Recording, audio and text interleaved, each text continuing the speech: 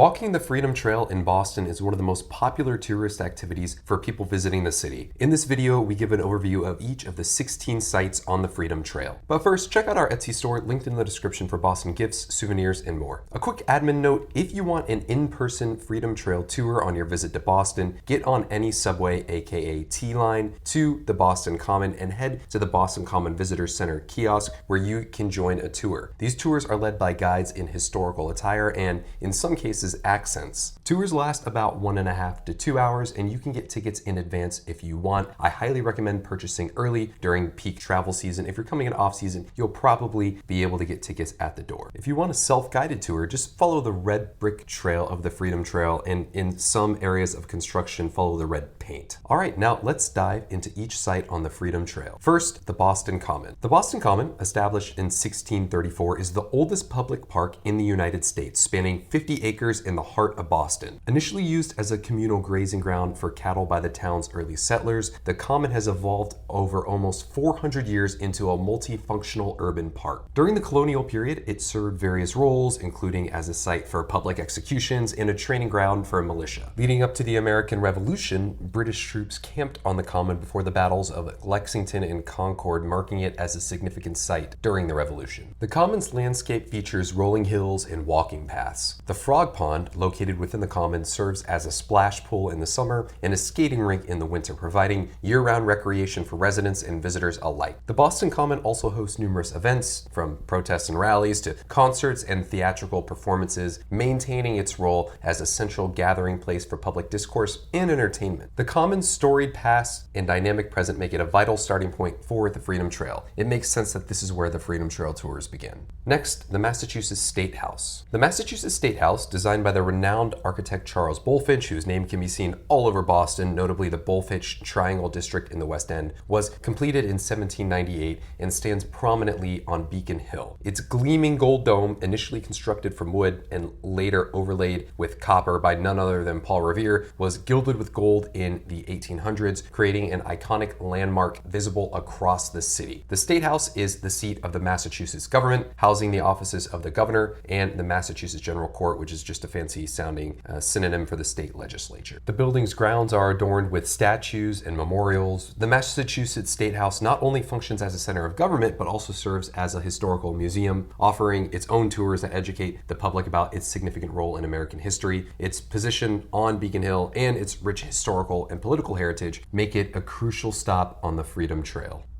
Third on the list is Park Street Church. Park Street Church, constructed in 1809, stands on the corner of Park and Tremont Streets and is recognizable by its towering 217-foot steeple, which was once the highest point in Boston. The church is historically significant for its early and fervent support of social justice causes. It became a pivotal site for the abolitionist movement in the early 19th century. On July 4th, 1829, William Lloyd Garrison delivered his first anti-slavery address here, igniting abolitionist sentiments among the congregation and beyond. The church is also notable for its contributions to patriotic American music. For example, the hymn "America, My Country 'Tis of Thee" was first publicly sung here. Today, Park Street Church remains an active congregation, continuing its legacy of advocacy and community service. It hosts regular worship services, educational programs, and charitable activities. The church's historical significance, architectural beauty, and ongoing community engagement offer insights into Boston's religious and social reform movements.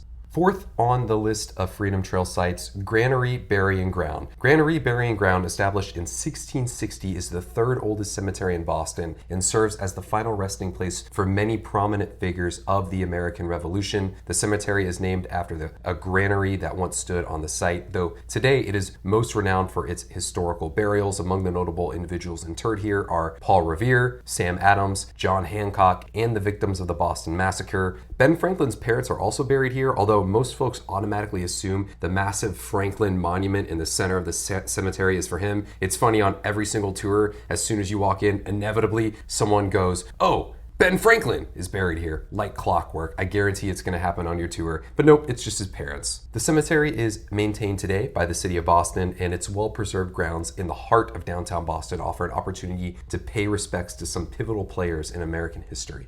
Next, one block away from Granary Burying Ground, King's Chapel. King's Chapel, founded in 1686, was the first Anglican church in the Puritan-dominated New England. The original wooden structure was replaced by the current Georgian-style stone building in 1754, and the church is notable for its history of religious tolerance and its striking architecture. King's Chapel was actually a place of worship for Loyalist Anglicans during the American Revolution, so those loyal to the crown in England, but it's still a cool spot to visit today. Adjacent to the chapel is the King's Chapel Burying Ground. Established in 1630, it's Boston's oldest cemetery, and it contains the graves of many early settlers and notable figures, including John Winthrop, the first governor of the Massachusetts Bay Colony. Up next on the Freedom Trail is the Boston Latin School and Benjamin Franklin statue. The site of the Boston Latin School, founded in 1635, marks the location of America's oldest public school. The school played a crucial role in the education of many prominent colonial figures, including Sam Adams, John Hancock, and Ben Franklin, who we've already mentioned in this video.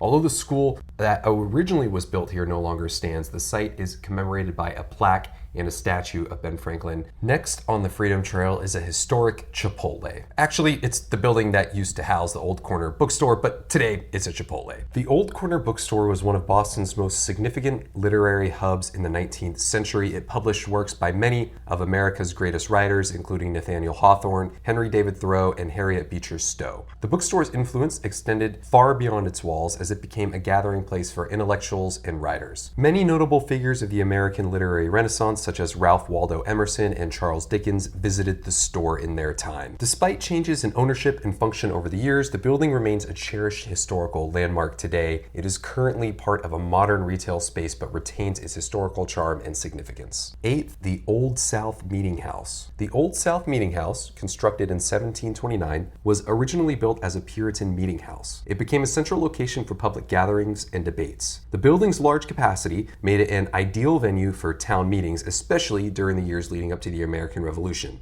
Its most famous event occurred on December 16th, 1773, when over 5,000 colonists gathered here to protest the Tea Act, leading directly to the Boston Tea Party. Next, the Old State House. The Old State House, built in 1713, is one of the oldest public buildings in the United States and a pivotal site in American history. Serving as the seat of the Massachusetts General Court, it was the center of political life in colonial Boston, while it was the actual State House itself, and until we needed to relocate to the larger State House with the Gold Dome. The most significant event associated with the Old State House brings us to our 10th spot on the Freedom Trail, the site of the Boston Massacre.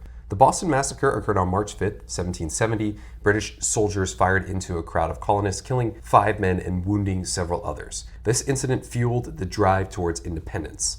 The precise spot of the Boston Massacre actually happened at the intersection of today's Congress and State Streets, but the marker sits on the sidewalk because so many people kept going into the street to take a picture. The new spot is marked by a ring of cobblestones in front of the old State House. Up next on the Freedom Trail, Faneuil Hall. Faneuil Hall is one of the more recognizable buildings in Boston. It served as a public meeting hall and quickly became a center for revolutionary activity. The building's lower level housed merchant stalls, while the upper floor served as a meeting space where citizens gathered to discuss and debate issues of the day. Faneuil Hall hosted numerous key events leading up to the American Revolution. Its role as a forum for free speech and assembly made it a symbol of democratic ideals. Susan B. Anthony, Frederick Douglass, and John F. Kennedy are some notable historical figures who have delivered a speech from its stage.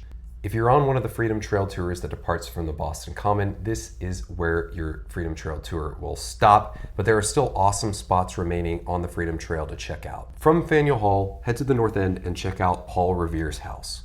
The Paul Revere house, built around 1680, is the oldest remaining structure in downtown Boston and one of the few colonial homes still standing. Paul Revere, the American patriot best known for his midnight ride on April 18, 1775, purchased the house in 1770 and lived there with his family until 1800. The house offers a glimpse into colonial life and the personal history of one of the Revolution's most iconic figures. The Paul Revere House is operated today by the Paul Revere Memorial Association, which has preserved the building and its history since the early 20th century. The house serves as a museum dedicated to Revere's legacy and the broader context of colonial and revolutionary Boston. Its location in the North End, a neighborhood rich in its own history and culture, makes it a key stop on the Freedom Trail, and it will allow you to connect personally with the story of Paul Revere and his enduring impact on American history. Speaking Speaking of Paul Revere, on the night of his famous midnight ride, he looked to the Old North Church to tell him the method in which the British were coming. The Old North Church is the next stop on the Freedom Trail, one if by land, two if by sea. The Old North Church was built in 1723 and is the oldest standing church building in Boston.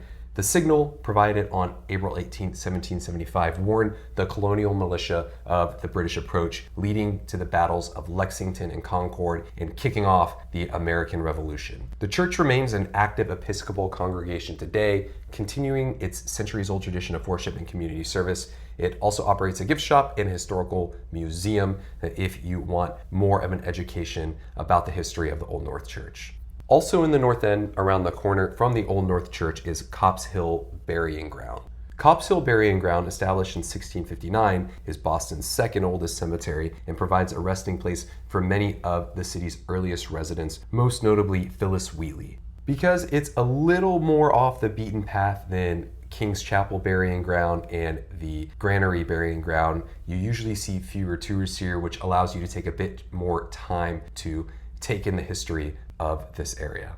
The next stop on the Freedom Trail is a bit of a walk from the Copp's Hill Burying Ground, but it's well worth it when you do arrive at the Bunker Hill Monument. The Bunker Hill Monument, located in Charlestown, commemorates the Battle of Bunker Hill, one of the first major battles of the American Revolution, fought on June 17, 1775. The 221-foot granite obelisk, completed in 1843, actually stands on Breed's Hill, where much of the fighting really took place. It's really funny today how apparently people back then were also bad at geography, because even though the hill is technically on Breed's Hill, they all thought it was Bunker Hill, and the real Bunker Hill is actually just down the road, but the name Bunker Hill has stuck. So everyone refers to the area as Bunker Hill. Technically, it's Breed's Hill.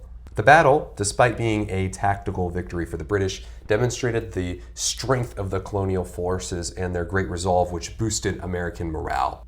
The Bunker Hill Monument and nearby museum are operated by the National Park Service. Annual commemorations of the battle, including reenactments and ceremonies, draw visitors and history enthusiasts alike. The last stop on the Freedom Trail is my personal favorite, the USS Constitution, Old Ironsides. The USS Constitution is the world's oldest commissioned naval vessel still afloat. Launched in 1797, the ship earned its famous nickname during the War of 1812, when British cannonballs seemed to bounce off its thick wooden hull, leading one sailor to exclaim that it appeared to be made of iron. The ship played a crucial role in establishing the United States as a formidable naval power. Today, the USS Constitution is docked at the Charlestown Navy Yard. Visitors can tour the ship, guided by active duty Navy sailors who provide insights into its storied past and naval operations. The adjacent USS Constitution Museum offers interactive exhibits, artifacts, and educational programs that delve deeper into the ship's history, its construction, and life at sea during the early 19th century. Together, the ship and museum offer a comprehensive understanding of naval history and the enduring legacy of Old Ironsides. And look, this is a must visit. It's fun and it's free. So this concludes my overview of what you can expect to see on the Freedom Trail. Please let me know in the comments if I missed anything massive that you would do while walking by the Freedom Trail. Please like the video if you enjoyed and subscribe to see similar videos.